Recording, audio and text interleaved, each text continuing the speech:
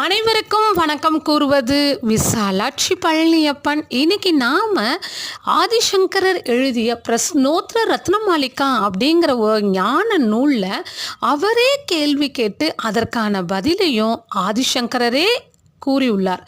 அந்த கேள்வி பதிலை தான் நம்ம இன்னைக்கு பார்க்க போகிறோம். குறைவற்றவன் யார்? நல்ல பிள்ளைகளை பெற்றவன். எது தெய்வம்? நல்ல காரியம். கௌரவத்துக்கு காரணம் யாசிக்காமல் இருப்பது. அன்புடன் செய்ய வேண்டியது. ஏழைகளிடம் கருணை. எவன் முன்னேற்றம் அடைவான்? வணக்கம் உள்ளவன். மனிதனுக்கு பகை யார்? எதற்கும் முயற்சி செய்யாமல் இருப்பது. துயரம் எது? திருப்திப்படாமல் இருப்பது. உலகில் அதீத பயம் எதனால்? மரணத்தால்.